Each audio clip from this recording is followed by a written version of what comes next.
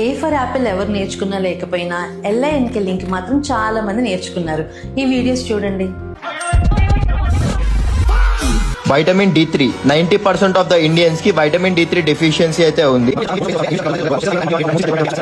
ఇది ఒక్క టాబ్లెట్ ని డైట్ లో ఇంక్లూడ్ చేసుకొని చూడు, నెక్స్ట్ 2 వీక్స్ లో నెక్స్ట్ లెవెల్ చేంజెస్ కనిపిస్తాయి నీ బాడీలో.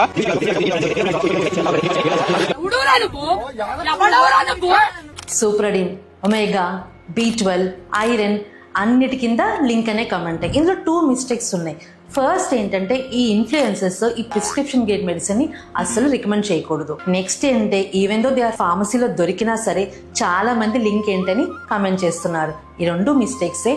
ఈ సప్లిమెంట్స్ అనేవి జస్ట్ సపోర్ట్ సిస్టమ్, అంటే ఇవి మీ బాడీని సపోర్ట్ చేస్తాయి ఎప్పుడు డెఫిషియన్సీస్ ఉన్నప్పుడు, అంతేగాని అది మెయిన్ ట్రీట్మెంట్ అయితే కాదు.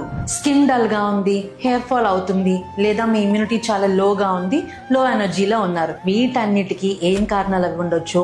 Iron deficiency anaemia, B12 deficiency anaemia, hormone imbalance or thyroid imbalance, వీటన్నిటికీ ఇది కారణం అవి ఉండొచ్చు. అండ్ వీటికి ఈ సప్లిమెంట్స్ మెయిన్ ట్రీట్మెంట్ కాదు. Specific diagnosis and specific treatments are necessary. Nutraceuticals కి మెడికల్ గ్రేడ్ ప్రొడక్ట్స్ కి చాలా డిఫరెన్స్ ఉంది. దాన్ని నెక్స్ట్ లో చెప్తాను. ఇలా ఎవరైతే సప్లిమెంట్స్ మీద మొత్తం రికవర్ అయిపోవాలనుకుంటున్నారో వాళ్ళకి రీల్ మాత్రం తప్పకుండా షేర్ చేయండి.